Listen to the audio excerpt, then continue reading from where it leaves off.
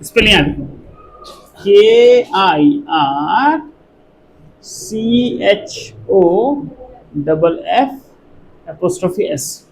Kirchhoff's, इसको law भी बोलते हैं या रूल भी कहते हैं, ठीक है।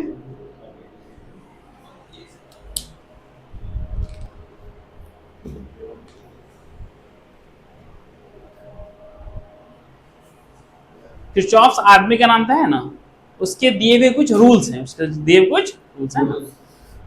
तो देखो उसके दो रूल हैं। पहले को बोलते हैं किरचॉफ्स जंक्शन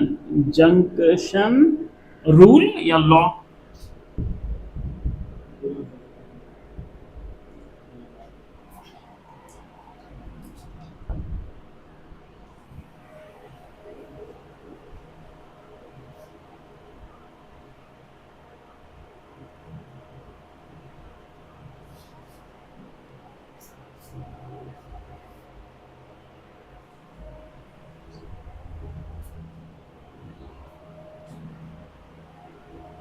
ठीक है।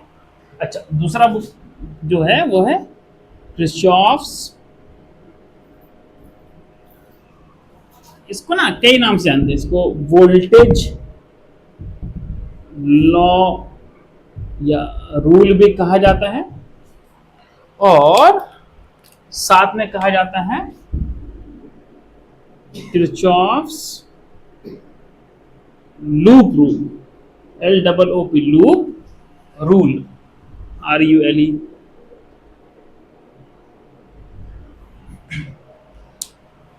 किरचॉफ्स जंक्शन रूल या लॉ, किरचॉफ्स वोल्टेज लॉ या रूल, या किरचॉफ्स लूप रूल भी कहा जाता है, ठीक है ना इसको। अच्छा, सबसे पहले हम लोग देखते हैं किरचॉफ्स जंक्शन रूल, है ना।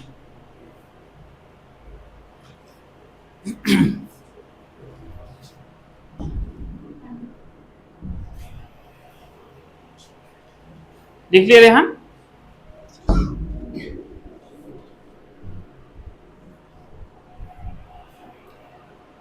देखो सबसे पहले हम लोग पढ़ रहे हैं किरचॉफ्स जंक्शन रूल या law.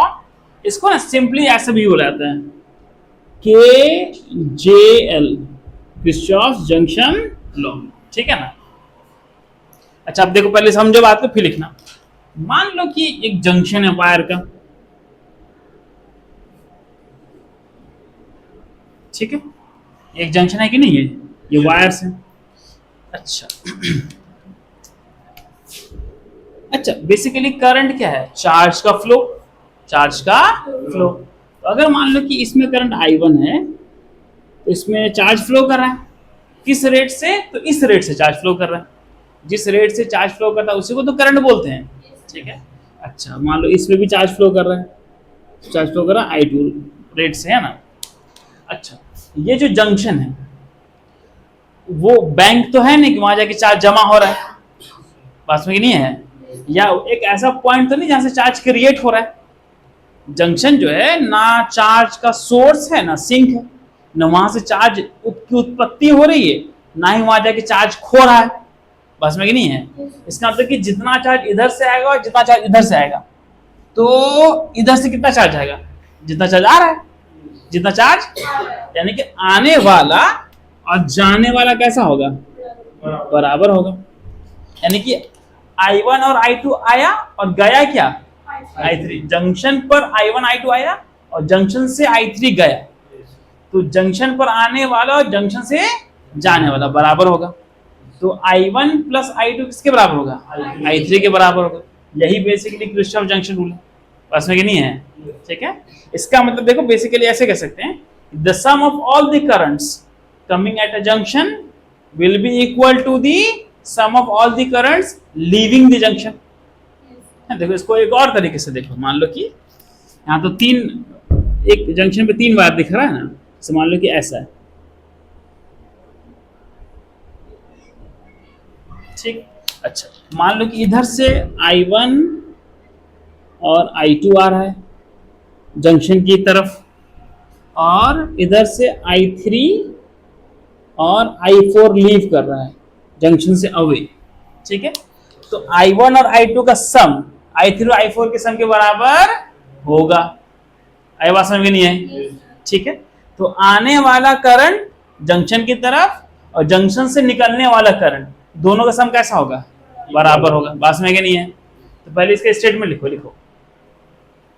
The sum of all the currents, the sum of all the currents, the sum of all the currents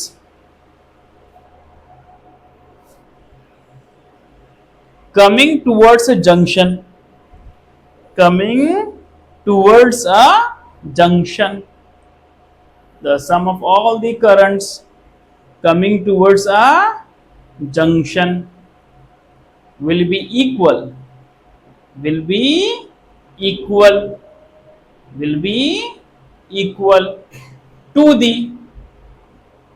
the sum of currents, sum of currents leaving the junction, leaving है ना, leaving the junction। ठीक है, तो सबसे पहले देखो ये वाला बनाओ, और इसके लिए हम लोग क्या लिखेंगे? I3 जो है वो बराबर हो जाएगा I1 प्लस I2 के, इस वाले के लिए।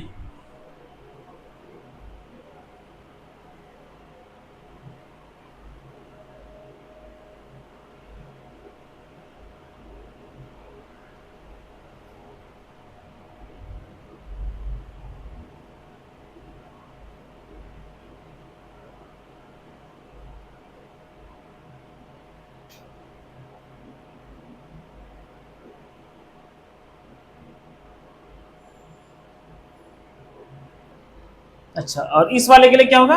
I1 प्लस I2 किसके बराबर हो जाएगा? I3 प्लस I4 के लिए। तो ये वाला बनाने के बाद देखना I3 प्लस I4 बराबर हो जाएगा I1 प्लस I2 के।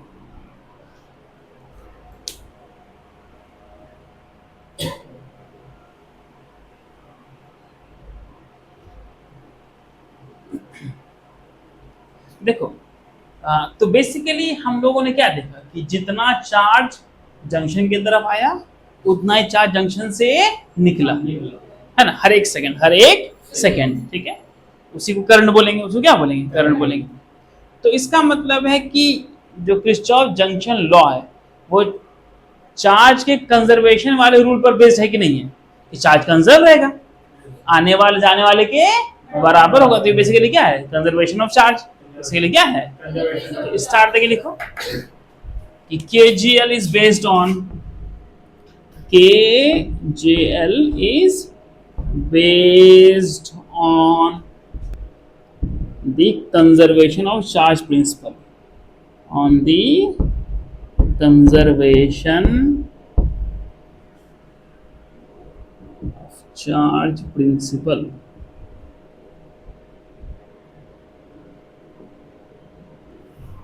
है ना, KGL किस पे बेस्ड है? कंजर्वेशन ऑफ चार्ज के प्रिंसिपल पर, सिद्धांत पर आधारित है। ठीक है,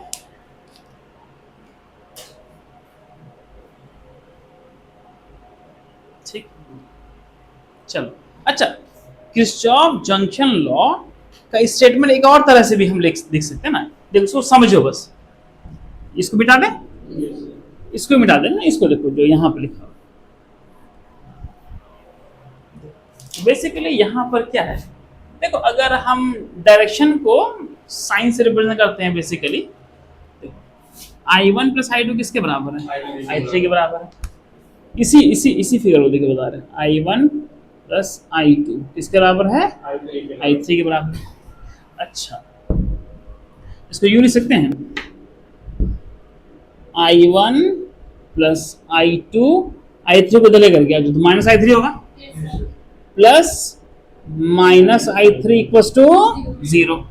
अच्छा, अगर पता यहाँ पर I3 को माइनस करना है, हमको उसका डायरेक्शन क्या करना पड़ेगा? अच्छा, अगर प्लस I3 उधर है तो माइनस I3 इधर होगा कि नहीं होगा? ठीक है, तो बेसिकली माइनस I3 एक ऐसा करंट है जो जंक्शन की तरफ जा रहा है, I1 एक ऐसा करंट है जंक्शन की तरफ आ रहा है, I2 एक ऐसा करंट है जो जंक्शन के, अच्छा तुमको अगर ऐसा समझने में दिक्कत है ना तो तुम इसको देखो, इस चीज को ना, इसको तुम मान लो I4, क्या मान लो बेसिकली, यहाँ क्या लिखा हुआ I1 plus I2 plus I4 लिखा हुआ कि नहीं लिखा हुआ, बेसिकली क्या लिखा हुआ है यहाँ पर देखो, I1 plus I2 plus I4 ही तो लिखा हुआ है, नहीं समझना है, ठीक है, हाँ जैसा भी ना, तो हमको बेसिकली एक चीज समझाना है कि जंक्शन पर आने वाले सारे करंट का सम कितना है वह, अगर किसी जंक्शन में बहुत सारा करंट आ रहा है सबका सम कितना होगा, जीरो होगा, यानी कि अगर सिर्फ और सिर्फ जंक्शन पे करंट आ रहा है तो इसका मतलब है कि कोई एक करंट क्या होगा, उल्टे दिशा में हकीकत में होगा, देखो हकीकत में क्या होता है, उल्टे दिशा में देखेंगे क्योंकि आने वाले जाने वाले के बराबर होगा, जंक्शन सोखेगा नहीं ना करंट को, पास में कि नहीं है, तो लेकिन अब तो ये थियोरेटिकली ऐसा पढ़ रहे हैं ना, थियोरेटिकली क्या है कि अगर जंक्शन पे बहुत सारे करंट आ रहे हैं उन सब का सम कितना होगा, जीरो होगा, पास में कि नहीं है, तो KGL is also stated as, ऐसे लिखो KJL is also stated as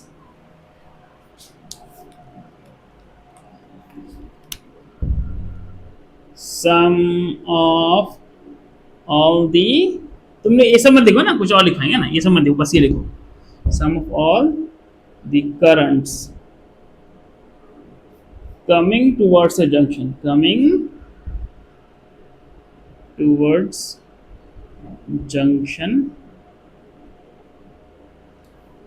is zero,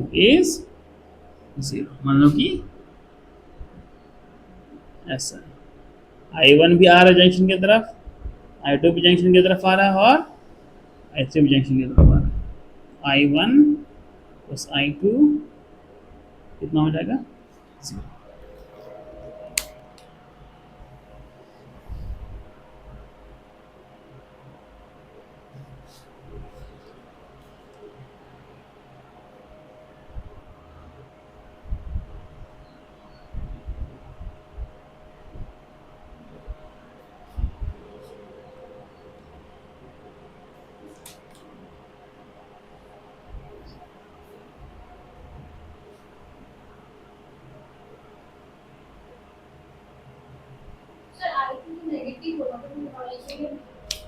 I2 जो भी होगा, देखो I4 नेगेटिव है पर इस नेगेटिव करंट को I4 से रिप्रेजेंट कर रहे हैं ना, उसी तरह यहाँ जो भी उसको I2 से रिप्रेजेंट कर रहे हैं, ठीक है,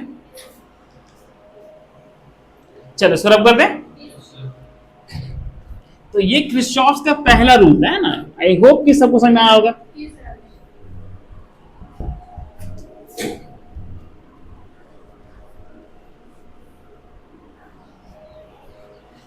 अब नेक्स्ट देखो क्रिस्चॉफ्स वोल्टेज रूल, जिसको क्या बोलते हैं, क्रिस्चॉफ्स लूप रूल भी कहते हैं ना।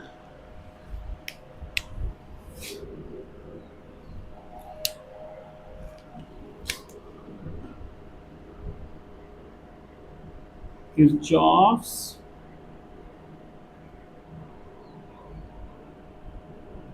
Voltage law, loop rule.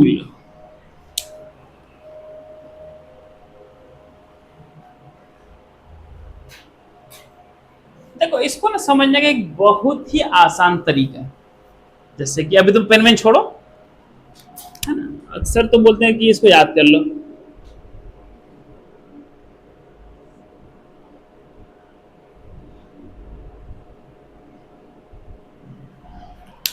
देखो मान लो कि अगर ये 5 वोल्ट का तुम्हारा बैटरी है, कितने वोल्ट का बैटरी है, 5 वोल्ट का बैटरी। देखो हम लोग कितनी बार ऐसे चर्चा कर चुके हैं कि 5 वोल्ट का बैटरी का मतलब ये है कि उनके जो दोनों टर्मिनल्स हैं, पॉजिटिव और नेगेटिव टर्मिनल, उनके बीच के पोटेंशियल का डिफरेंस कितना होगा, 5 वोल्ट। कितना होगा, 5 वोल्ट है ना। तो देखो मान लो ये 0 वोल्ट पर है, तो कितने वोल्ट पर होगा, 5 वोल्ट पर होगा, है कि नहीं है।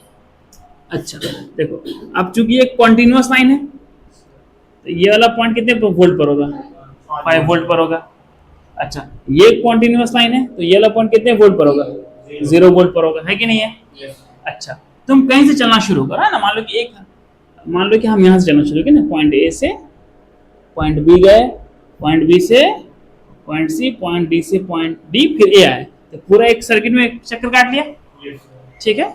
अच्छा, देखो अब जब हम ए से बी तरफ आए तो हमने कुछ वोल्टेज गेन किया कि नहीं किया? कितना गेन किया? 0 पर थे, 5 आ गया, कितना गेन किया? 5 वोल्ट। ठीक है। अच्छा, अच्छा, बी से सी तो एक कॉन्टिन्यूअस वायर है, तो ये सारे पॉइंट 5 वोल्ट पर होंगे, कुछ भी पोटेंशियल डिफरेंस गेन नहीं किया। ठीक है। अच्छा, अब सी से डी गए तो 5 वोल्ट पर थे, अब 0 हो गया, तो कितना का लॉस किया? तो -5, है कि नहीं है? आगे डी पर, डी से ए तो कंटिन्यूअस वायर है, कुछ भी ना पोटेंशियल का लॉस किया ना पोटेंशियल का गेन किया। इन दोनों का सम कितना है? देखो तो 0। कितना है? वोल्टेज रूल बेटा यही कहता है कि एक सर्किट में एक पूरा चक्कर काटने के बाद जितना पोटेंशियल का चेंज होगा ना, उन सब का चेंज का सम कितना होगा? 0। आई बात समझ में नहीं है? एक कॉन्टिन्यूअस लूप में चलने पर सारे पोटेंशियल के चेंज का सम कितना होगा? 0 होगा। गॉट इट और गॉट इट? चल लिखो, इट स्टेट्स दैट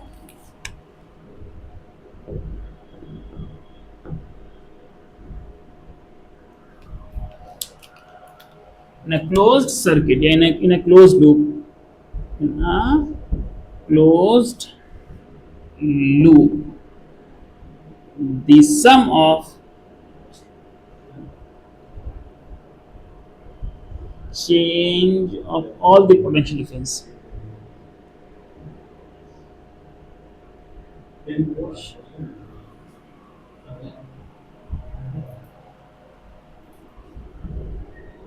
is 0। ठीक है। पोटेंशियल में जो भी चेंज आएगा उन सब का सम कितना होगा? 0। ठीक है।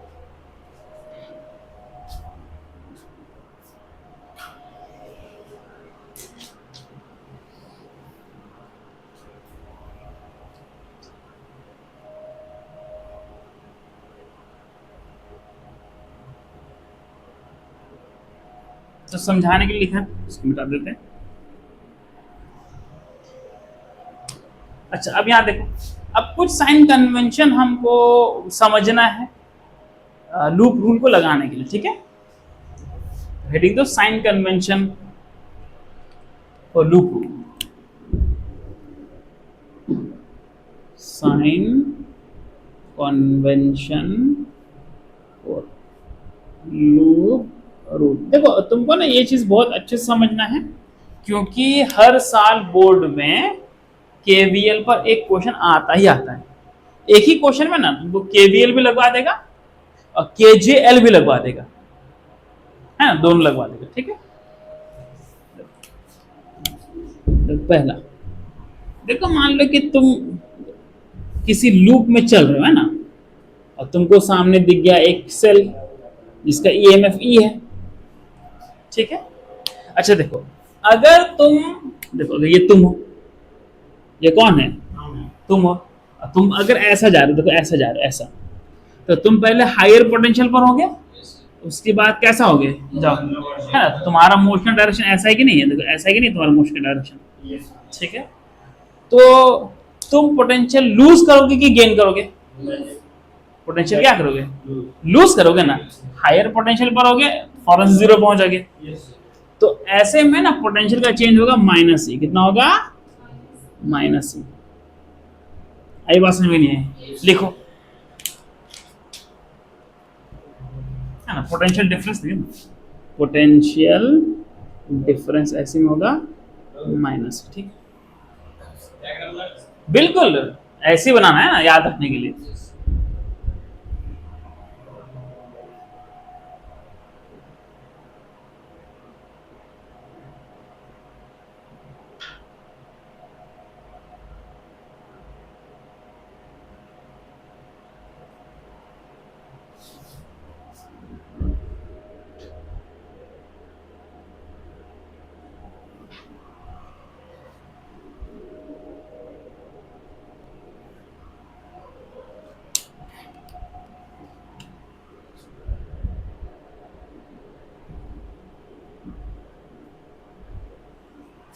ज्यादा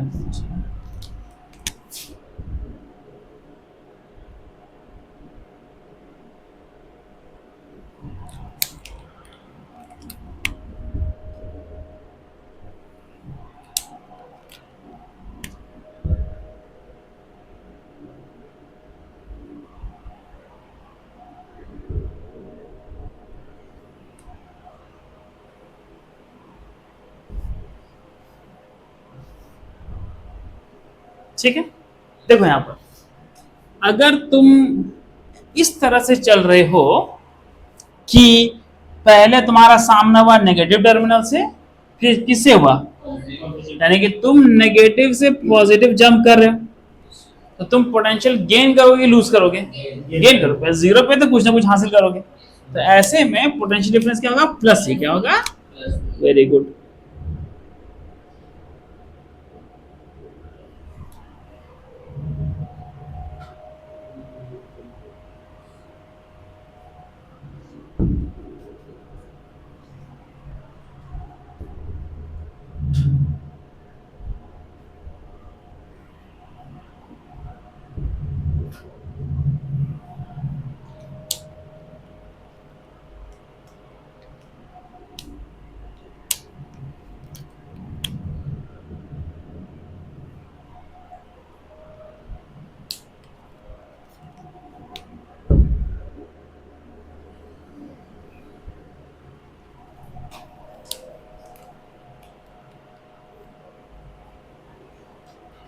ठीक है, देखो यहां तक सब लिख लिया।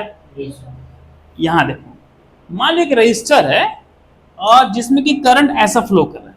करंट कैसा फ्लो कर रहा है, ऐसा करंट पहले से फ्लो कर रहा है।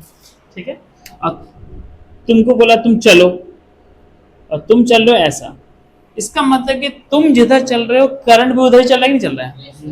या बेसिकली ज्यादा अच्छा कहना यह होगा कि जिधर करंट चल रहा है उधर ही तुम चल रहे हो, जिधर करंट चल रहा है उधर ही तुम चल रहे हो। अच्छा, करंट हमेशा कैसा फ्लो करता है, higher potential to lower potential, obviously. तो इसका मतलब है कि अगर हम करंट की दिशा में जा रहे हैं, तुम हायर पोटेंशियल से किधर जा रहे हैं, लोअर पोटेंशियल में जा रहे हैं, तो हमारा पोटेंशियल लॉस होगा कि गेन होगा, लॉस होगा। क्या होगा, अब ओम्स लॉ का पोटेंशियल डिफरेंस क्या होता है, V equals to I into R. Difference क्या होगा, V equals to I into R. तो देखो अगर हम करंट की ही दिशा में चलेंगे तो हमारा पोटेंशियल लॉस हो जाएगा, और पोटेंशियल डिफरेंस उस केस में आ जाएगा माइनस ई आर। क्या होगा, minus I R, sorry minus E R नहीं, minus I R. V equals to क्या होता है, आई आर, लॉस होगा तो माइनस आई आर।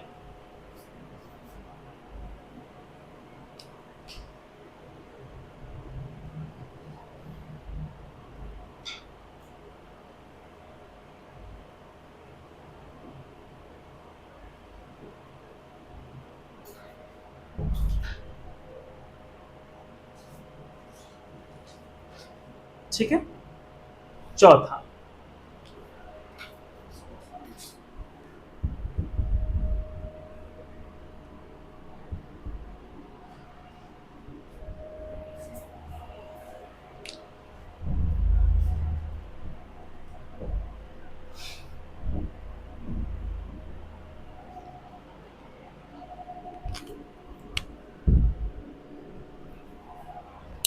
मान लो कि तुम्हारे पास एक रजिस्टर है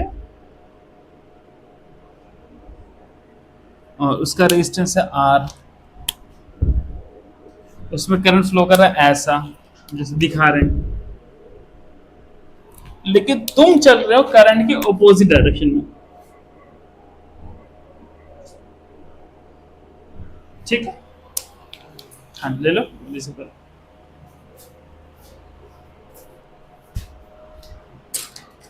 तब दोनों बना सकते हैं ना।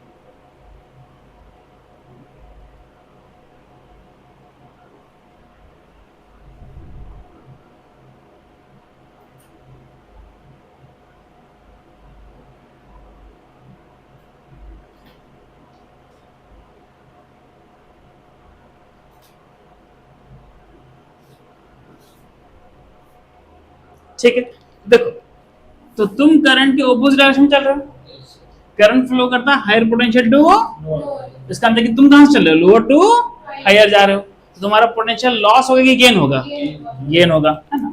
तो तुम्हारा इस केस में पोटेंशियल डिफरेंस हो जाएगा बच्चे प्लस आया, वेरी गुड। देखो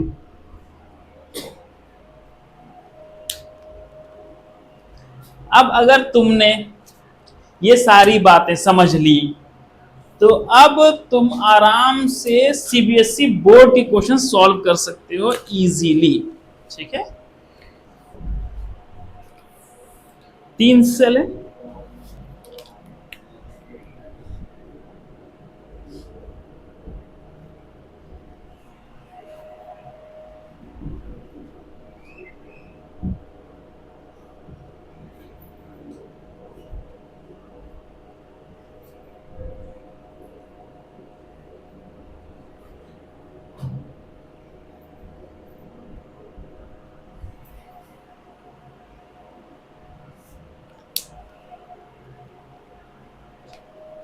अंदर के E1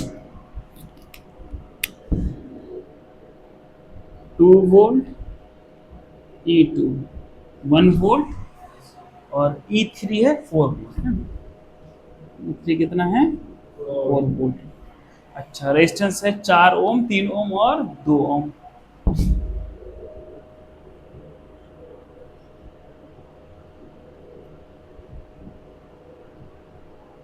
ठीक है, देखो ये सीबीएसई 10 का क्वेश्चन है। अब इसमें से करंट वो बता रहा है कि I1 करंट फ्लो कर रहा है, इसमें से I2, इसमें से I3। क्वेश्चन है कि find I1, I2 and I3। Find I1 I2 आज, ओ माय गॉड, एक दिन और पढ़ लेते, एक दिन सवेरे पढ़ लेते तो अभी बना लेते हैं ना सीबीएसई 2010। हाँ लेकिन देखो स्कूल की क्लास में नहीं करवाए हैं ऐसा कुछ, है ना। अगर तुम लोग तो नहीं ना, जिला तुम अगर आए होगे तो इस तरह क्वेश्चन करवाएं क्लास में, ठीक है। बिहार बोर्ड का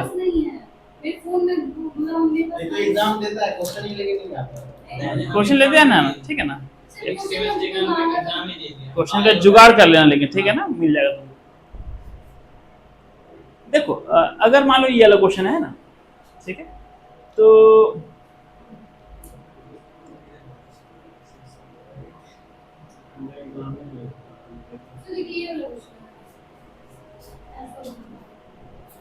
हाँ हाँ ठीक है ना, ठीक।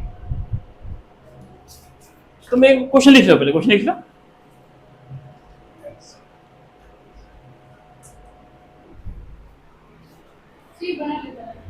हाँ क्वेश्चन लिख लो।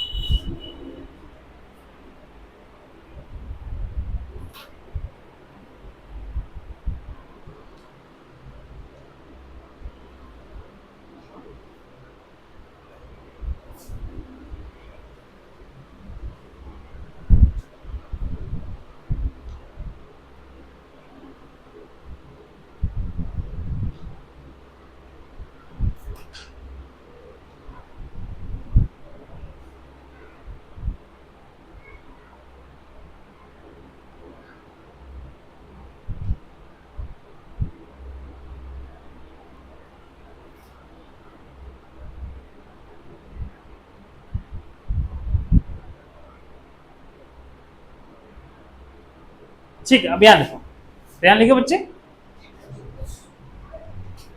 देखो अभी तो तुमको कुछ क्वेश्चंस में ना ब्रांच में करंट दे देगा और बोलेगा ब्रांच की करंट निकालिए, देखो पहले ब्रांच में करंट I1 है, फिर यहाँ I2 है, कितना है I3। और कभी कभी क्वेश्चन पूछेगा find the current in the loops, find the current in the loops. चाहे कोई सा भी क्वेश्चन है हम उसी तरह से बनाएंगे जैसा I बनाने जा रहे हैं, बाद में अपने जरूरत के हिसाब से उसको क्या कर लेंगे, मैनिपुलेट कर लेंगे, ठीक है ना। तो देखो हम क्या करेंगे, सबसे पहले हम लूप्स के नाम लिखेंगे ना। देखो मान लो, देखो ये है ए, कहीं से A B C D E and F, ठीक है।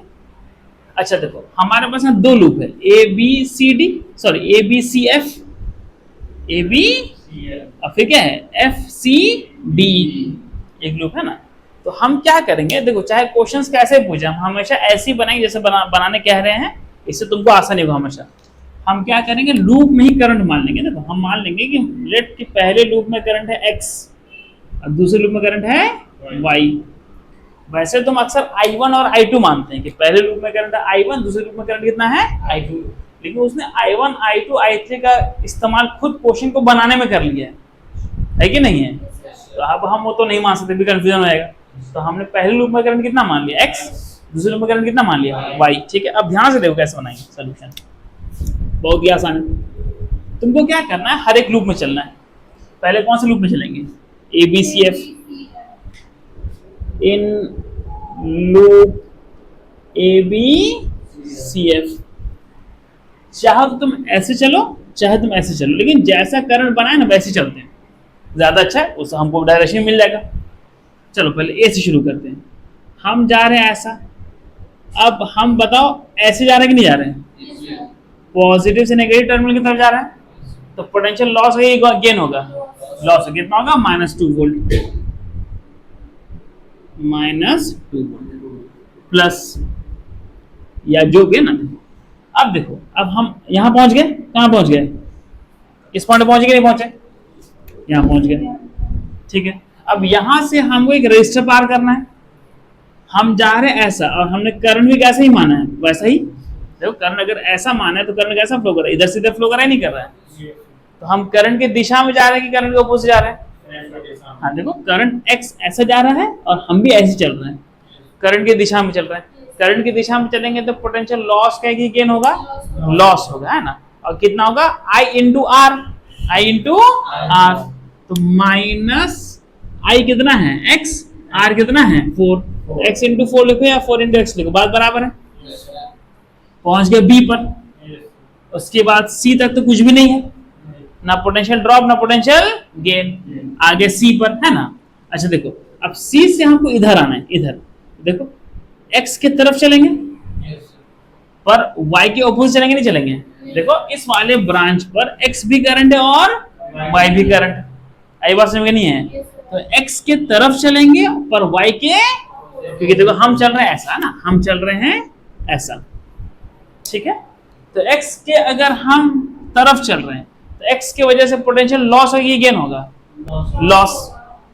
x के तरफ देखो x ऐसा जा रहा है, ऐसा जा रहा है, तो हम x की वजह से पोटेंशियल लॉस कराएंगे, कितना करेंगे होगा हमारा I into R, I into R. तो I तुम्हारा x है, r कितना है 3 है, x इंटू 3 लिखो या 3 इंटू x लिखो, बात बराबर है। लेकिन उसी समय पर हम y के कैसे चल रहा है, अगेंस्ट।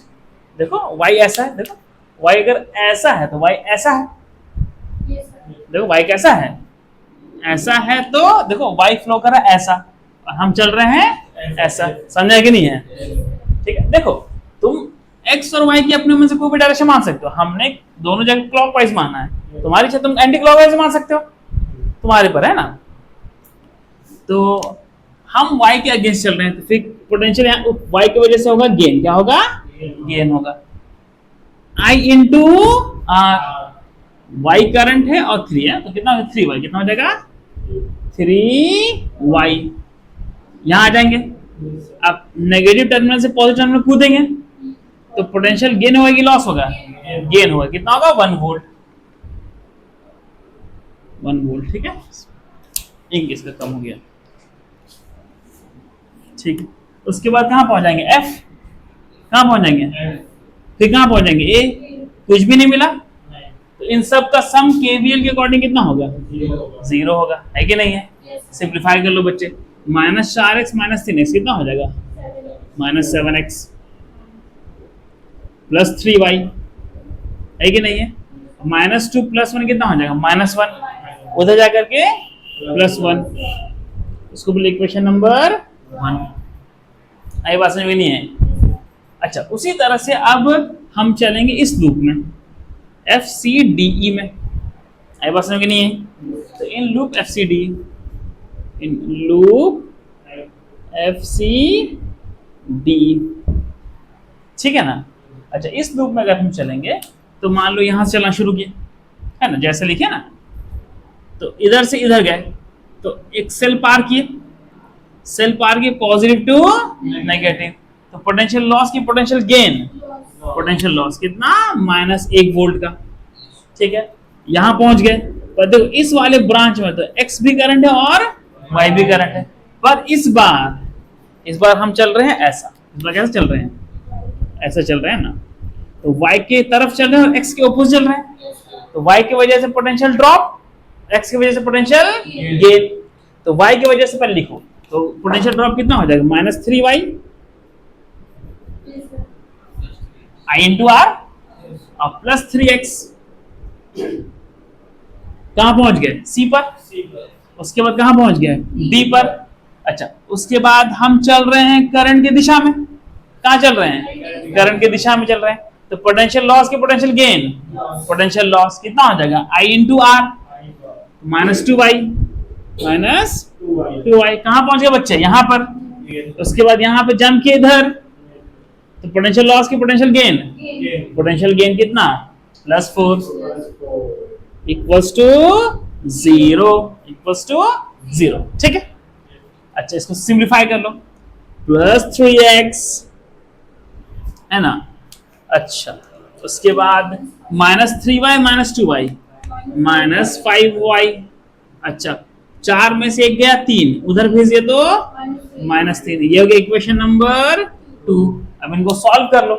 अब याद करो क्लास 10 में पढ़े थे linear equation, 2 variables, 2 equation 2 variables, कैसे सॉल्व करेंगे, तो ऐसे सॉल्व करेंगे, या तो x या तो y की कोएफिशिएंट को क्या कर देंगे, बराबर कर देंगे। अच्छा, तुम बोलो किसकी कोएफिशिएंट को बराबर करें, x की कोएफिशिएंट को बराबर करें कि y की कोएफिशिएंट को बराबर करें, x की। तो इसको देखो, ये क्रॉस मल्टीप्लाई कर दो, यहाँ 3 है ना, इसको 3 से मल्टीप्लाई कर दो, यहाँ 7 से मल्टीप्लाई कर दो, 7 से, तो ऊपर वाला क्या बन जाएगा, ऊपर वाला ऐसा बन जाएगा, तो ऐसा बन जाएगा -21x + 9y equals to 3 +21x -35y equals to, अच्छा देखो इन दोनों का साइन अपोजिट है, सिंपली ऐड कर देंगे, और साइन सेम होता तो क्या करते हैं, सबट्रैक्ट करते हैं, है ना, याद है कि नहीं ये सब चीजें,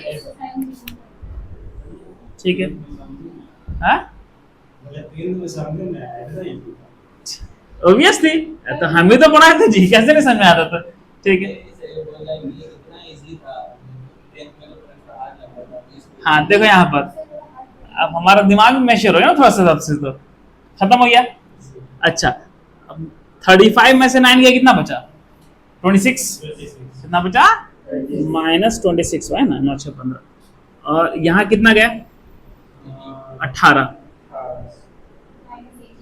है कि नहीं है, तो माइनस माइनस खत्म हो गया, तो y कितना हो गया, 18/26, ठीक है, 2 9 जा 18, 2 13 जा 26, तो y कितना हुआ, 9/13, करंट है तो एम्पियर, करंट है तो एम्पियर। अच्छा, y पॉजिटिव आया कि नेगेटिव आया, पॉजिटिव, इसका मतलब हमने जो y का डायरेक्शन माना है बिल्कुल सही माना है, बस में नहीं है। अगर y नेगेटिव आता ना कोई दिक्कत नहीं, इसका मतलब कि तुमने जो करंट की दिशा मानी है वो तुमने उल्टा मान लिया, तुमको क्या करना चाहिए था, ऐसा करना चाहिए था, तुमको उससे करंट का दिशा ही पता चल जाएगा, बस में नहीं है।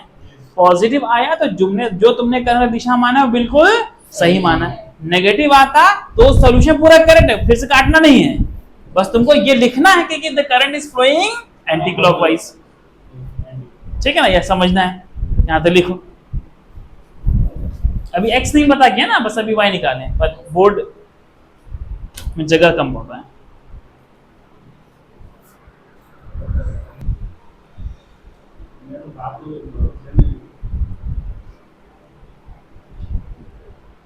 y निकालने के बाद y को कहां पुट करेंगे, इक्वेशन 1 या इक्वेशन 2 में, वहां से क्या निकाल लेंगे, x निकालेंगे, है ना।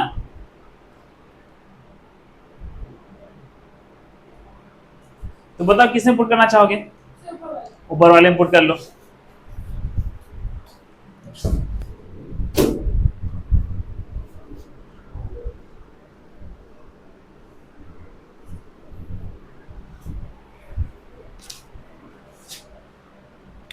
तो माइनस है ना, putting value of y in equation 1, तो -7x प्लस 3 इंटू y कितना है 9/13 इक्वल्स टू 1, तो -7x 27/13 equals to 1, -7x equals to 1 -27/13 है कि नहीं है।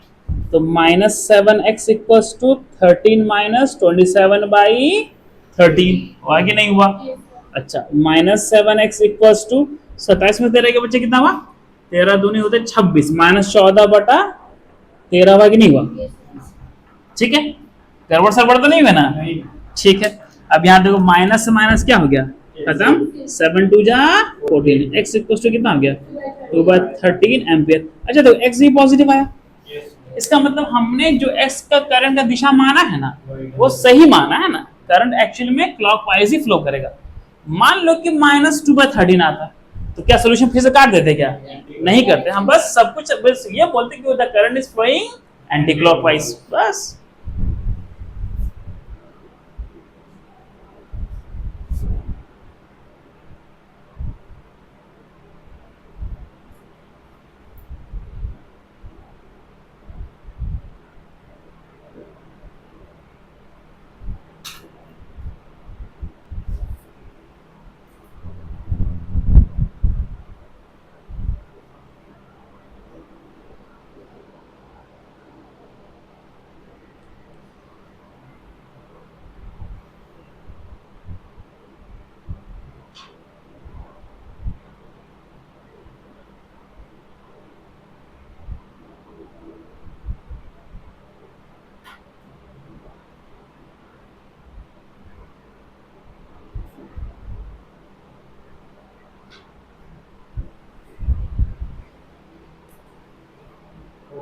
ठीक है। अच्छा लेकिन क्या हम लोगों ने फाइनल आंसर निकाल लिया क्या, जो सीबीएसई बोर्ड पूछ रहा है, नहीं है ना, क्योंकि देखो हम लोगों से उसने क्या पूछा, I1 I2 और I3 पूछा ना, हम क्या निकाले, x और y मतलब लूप में करंट निकाले, क्या निकाले, इस लूप में कितना करंट फ्लो कर रहा है।